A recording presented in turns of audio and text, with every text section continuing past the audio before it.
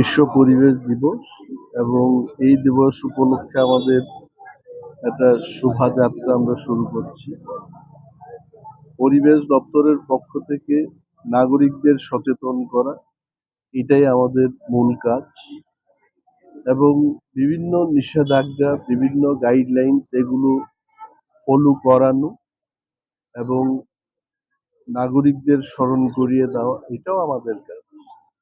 এবং এই বিশ্ব পরিবেশ দিবস উপলক্ষে আমি রাজ্যের সকল জনগণকে শুভেচ্ছা জানাচ্ছি এবং এই কথাই বলবো যে পরিবেশকে সুস্থ রাখতে গিয়ে শুধু কিছু মানুষ তারা সেই চেষ্টা করলেই হবে না।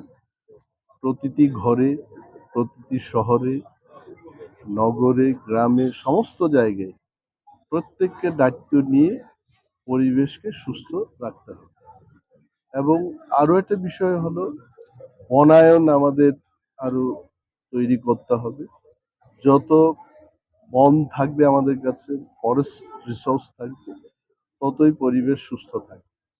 তো আজকের এই দিনটা খুব গুরুত্বপূর্ণ। সারা বিশ্বেই পরিবেশ দিবস, ওয়ার্ল্ড এনভায়রনমেন্ট ডে পালিত হচ্ছে এবং আমাদের রাজ্য আজকে অনেকগুলো প্রোগ্রাম আছে। ক্লাবের লোকজন এসছে, এখানে ছাত্রছাত্রীরা এসছে, অনেক এনজিওর পক্ষেও অনেকেই আসছেন এবং আজকের এই দিনটাতে এই বার্তাই যাক মানুষের কাছে যে ত্রিপুরাকে সুস্থ এবং বাঁচার মতো একটা রাজ্য করে আমাদের ধরে রাখতে হবে।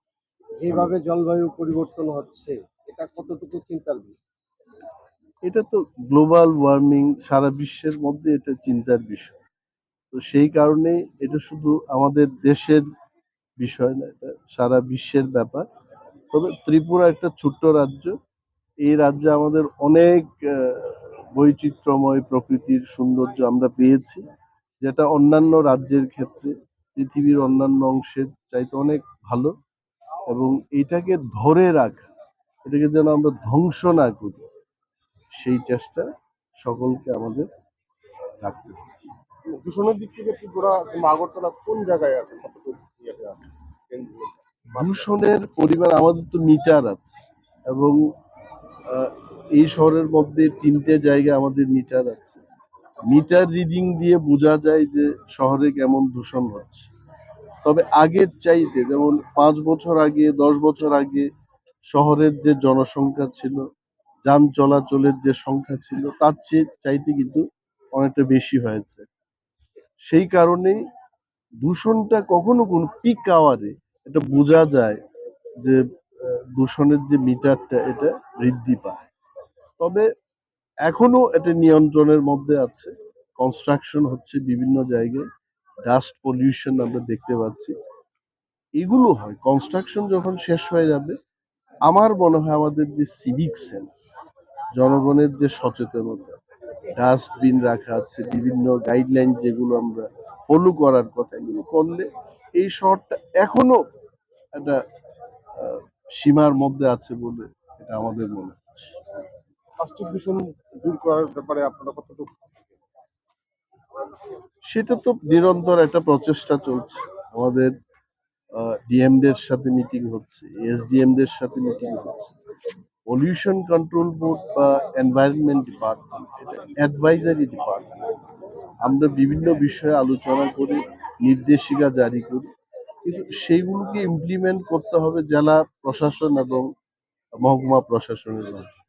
তো আমাদের রেগুলার একটা মিটিং হচ্ছে তাদের সাথে, যে কোথায় আমাদের কাজ, এবং আগামী দিনেও সেগুলো চলবে। My father used to worry about my education and my future, but I found the right path at Techno College of Engineering. Here, we explore the cutting edge of knowledge of physics, chemistry, computer science engineering, electrical engineering, civil engineering, mechanical engineering, electronics communication engineering, 3D design and artificial intelligence. We are mentored by world-class faculty members and empowered through the Teka Tools initiative, which connects us directly with industry. Techno College of Engineering,